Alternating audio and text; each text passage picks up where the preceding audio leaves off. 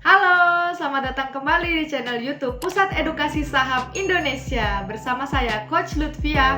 Hari ini kita akan membahas tentang emiten berkode ACST atau PT Akset Indonusa. PT Akset Indonusa telah ada di Indonesia sejak tahun 1995 yang bergerak di bidang jasa konstruksi dan bangunan.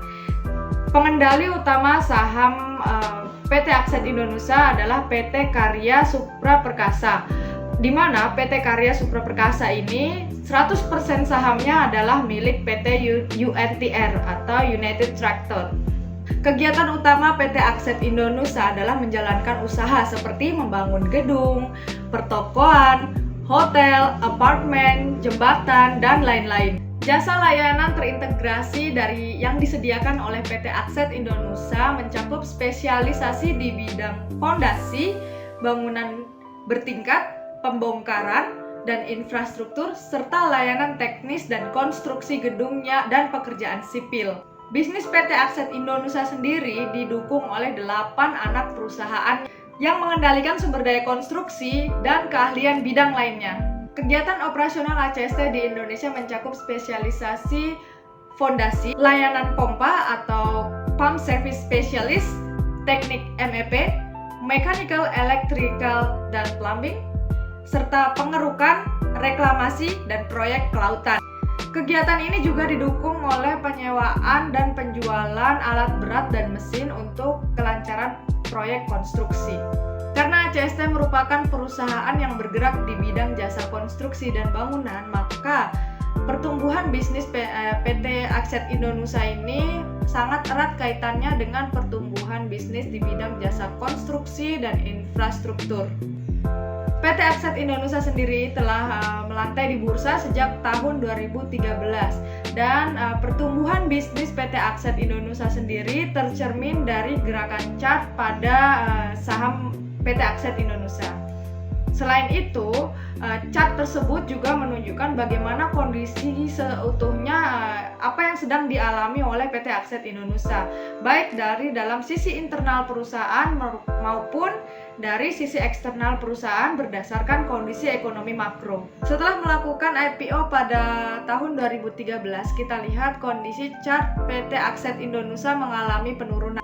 Pada tahun 2014, PT Akset Indonusa mencatatkan laba bersih sebesar 104 miliar rupiah dan terus konsisten tumbuh sampai pada tahun 2018. Peningkatan laba tersebut didukung oleh pertumbuhan proyek infrastruktur dan bangunan pondasi gedung yang diperoleh oleh PT Akset Indonusa. Pertumbuhan laba tersebut dan proyek-proyek yang digarap oleh PT Akset Indonesia sepanjang 2014 membawa dampak positif pada pergerakan chartnya dan pada sentimen publik. Kemudian pada tahun 2015, PT Akset Indonesia mendapatkan kepercayaan besar dari pemerintah Indonesia bekerja sama dengan PT Binke Engineering mengerjakan proyek MRT. PT Binke sendiri adalah anak perusahaan dari PT Akset Indonusa yang bergerak di bidang mekanikal. Nah, setelah kita melihat di story yang ada, PT Akset Indonusa ini melakukan berbagai macam kontrak sejak 2015 sampai 2018. Sebagian besar adalah kontrak yang berkaitan dengan proyek lelang dari pemerintah. Nah, kenapa sih PT Akset Indonusa ini bisa mendapatkan proyek yang banyak dan pertumbuhan labanya cukup baik, tapi chartnya menurun? Berdasarkan histori sejak tahun 2015 sampai 2018, memang chart dari teknikal saham PT Akset Indonusa ini mengalami penurunan. Tapi secara pembukuan, pencatatan laba dicatat bertumbuh. Kenapa kedua hal ini terjadi tidak sejalan? Karena begini, pertumbuhan dari laba itu tergantung pada seberapa besar dia mendapatkan pendapatan dari perusahaan. Nah, sedangkan PT Akset Indonusa ini mengikuti proyek-proyek yang dilelang oleh pemerintah dengan proses penggantian setelah pelaksanaan proyek dimulai. Pada laporan keuangan memang akan terlihat dari tahun ke tahun pertumbuhan labanya akan sedikit membaik. Namun bukan berarti laba yang bertumbuh itu menyebabkan utang menjadi berkurang. Pada prinsipnya, sebuah perusahaan konstruksi swasta yang melakukan kegiatan bisnis bersama pemerintah maka akan menggunakan kontrak bernama Capital Protected Finance atau CPF. Nah, ini kalau bahasa sederhananya ya, nalangi dulu, nanti diganti. Nah, seperti itu. Oleh karena itu, perusahaan-perusahaan yang terlibat dalam kontrak CPF ini harus memiliki capital expenditure yang minimal 2 kali lipat dari nilai kontrak. Berarti perusahaan yang mampu menyediakan capital expenditure dengan sebesar itu untuk menutup seluruh nilai-nilai kontrak yang berjalan, maka kekuatan modal dari perusahaan ini sungguh besar. Nah, berarti PT Akset Indonusa berada salah satu di antara. Dari kontrak-kontrak yang ada ini nanti akan terlihat di laporan keuangan mempengaruhi pada pendapatan, beban, dan modal. Tidak berhenti pada berbagai-macam kontrak yang didapatkan oleh PT Akset Indonusa. PT Akset Indonusa di tahun 2018 dan tahun 2017 juga mendapatkan kontrak baru sebesar 7,8 triliun untuk membangun proyek LRT. Nah, artinya dia akan mengulang kembali proses bisnis yang sama menggunakan kontrak CPF.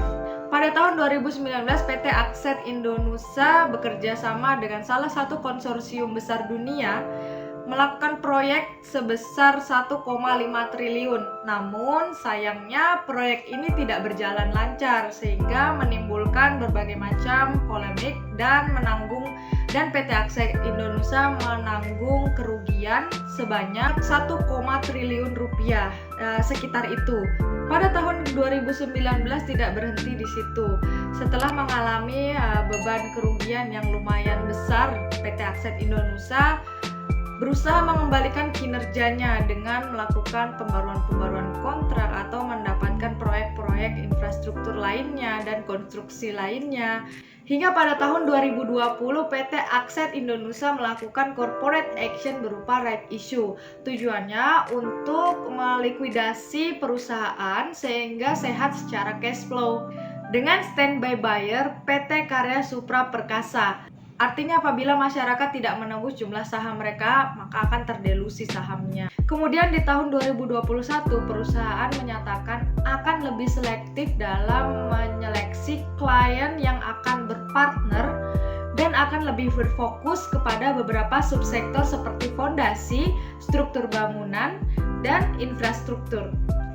Di tahun 2020 sendiri, PT Akset Indonusa sebenarnya sudah mendapatkan kontrak baru senilai 289 miliar, terdiri dari proyek fondasi stasiun integrasi LRT HSR Halim, fondasi Avania Residence, dan tol akses Bandara Internasional Jawa Barat Kertajati. Mayoritas kontrak baru 2020 didominasi oleh pekerjaan fondasi. Di tahun 2020 kita lihat ada perbaikan arah bisnis dari PT Akset Indonusa oleh manajemennya. Mereka memandang akan lebih memilih kontrak-kontrak yang sesuai dengan kemampuan. Di dunia konstruksi sendiri sebenarnya manajemen menyatakan bahwa PT Akset Indonusa tidak memiliki banyak aset di bidang konstruksi dan lebih menyesuaikan dengan kebutuhan proyek. Dan untuk tahun 2021 ini PT Akset Indonusa tidak agresif dalam menargetkan jumlah proyek yang dikerjakan. Lebih ke arah sesuaikan kemampuan perusahaan dan memilih spesifikasi proyek dan permodalan, apalagi untuk sektor konstruksi yang masih belum stabil dan masih akan lebih realistis dalam mengukurnya. Melihat kondisi 2020 yang sempat turun secara nasional baik dari segi konsumsi masyarakat, pertumbuhan ekonomi, dan pertumbuhan bisnis di bidang konstruksi dan infrastruktur itu sendiri, ini pemerintah membuka peluang untuk meningkatkan geliat bisnis bidang infrastruktur, yaitu melihat kondisi ekonomi global dan nasional yang dialami pada tahun 2020 ini, tentu ini adalah tahun yang sulit untuk semua sektor bisnis, terutama bisnis konstruksi dan infrastruktur. Nah, di tahun 2020 sendiri pemerintah Indonesia menggagas sebuah proyek untuk penyelamatan ekonomi global dan pendanaan bisnis skala besar atau disebut SWF, Sovereign Wealth Fund. Konsep SWF sendiri ini nanti akan terpisah dengan pemerintahan. Artinya SWF adalah independen. SWF sendiri sebagai instrumen investasi pemerintah dengan metode equity financing, bukan penerbitan surat berharga negara atau SBN, dan juga bukan merupakan bond yang diterbitkan oleh perusahaan BUMN. Kegiatan equity financing ini sifatnya membuka peluang bagi perusahaan untuk mendapatkan modal dari investor dengan cara menjual ekuitas atau kepemilikan saham kepada si investor besar tersebut. Sebuah bisnis akan menerima suntikan dana dari investor besar, maka artinya sebagian dari perusahaan tersebut adalah milik si pemberi dana. Jika dalam beberapa waktu perusahaan mengalami pertumbuhan, maka perusahaan wajib mengembalikan keuntungan kepada investor.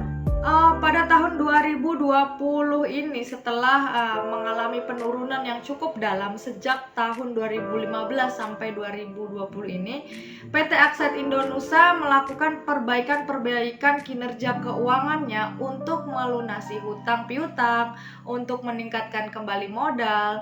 Nampaknya right issue dari PT Akset Indonusa tadi memiliki dampak yang cukup baik terhadap likuiditas dan cash flow dari perusahaan. Sehingga utang-utang yang membengkak akibat dari 2019 tadi itu lumayan bisa teratasi. Ditambah lagi dengan adanya SWF ini yang sebagian besar tujuannya untuk meningkatkan konstruksi dan infrastruktur, ini akan menjadi peluang yang sangat besar bagi PT Akset Indonusa. Nah, pada tahun 2020 ini terlihat mulai peningkatan chart dan peningkatan volume perdagangan dari PT Akset Indonusa. Artinya ada kepercayaan publik kepada PT Akset Indonusa terhadap bisnisnya, terhadap kinerja keuangannya, dan terhadap proyek bisnis di masa depan. Nah, SWF sendiri ini akan menjadi keuntungan bagi PT Akset Indonusa karena dengan adanya SWF ini dan keterlibatan pihak swasta dalam membangun infrastruktur dalam negeri ini menjadi sangat cocok oleh PT Akset Indonusa dengan capital expenditure dia yang begitu besar. Tentu saja ini akan menimbulkan perhatian khusus. Asumsinya jika proyek SWF berjalan lancar, maka dampak positif akan ada pada PT Akset Indonusa. Namun jika tidak, maka akan berbalik. Nah, kita tetap harus memperhatikan kondisi makroekonomi dan kebijakan-kebijakan apa selanjutnya yang harus disesuaikan dengan kinerja perusahaan. Oleh karena itu, PT Akset Indonusa ini sebenarnya perusahaan swasta besar yang mampu melakukan proyek besar juga dengan anak-anak perusahaan yang berbagai macam bidang subsektornya. Ini bisa membantu dalam pekerjaan konstruksi yang diperoleh oleh PT Akset Indonusa. Sehingga di tahun 2021 ini karena perbaikan kinerja keuangan dan kinerja bisnisnya cukup bagus, bisa diperkirakan sahamnya juga akan terpengaruh oleh sentimen positif ini. Sekali lagi, ini asumsi makro Ceteris Paribus jika berjalan lancar. Proyeksi bisnis PT Akset Indonusa di tahun 2021 diperkirakan akan tumbuh positif. Nah, PT Akset Indonesia sendiri tidak terlalu banyak memiliki aset dan lebih menyesuaikan pada kebutuhan proyek. Kekurangan yang ada PT Akset Indonesia akan dilengkapi oleh anak-anak perusahaannya, seperti anak-anak perusahaan yang bergerak di bidang rental alat berat, di bidang jasa formwork atau backcasting, atau rental passenger hoist, dan tower crane, maupun entitas asosiasi yang menyediakan jasa concentrate pumping. Misalnya dengan pekerjaan soil improvement pada proyek fondasi yang dikerjakan PT Aksen Indonesia di proyek Pelabuhan Patimban dengan metode cement deep mixing. Dan PT Aksen Indonesia sejak tahun lalu juga mulai mengerjakan pekerjaan sipil dan di pembangunan PLTU Karimun, PLTU Cirebon, dan PLTGU Jawa 1. Terima kasih telah menyimak ulasan PT Aksen Indonesia bersama saya Coach Lutfia. Saksikan ulasan-ulasan selanjutnya di episode selanjutnya. Jangan lupa untuk selalu like, subscribe, komen, dan share link ini. Bye-bye.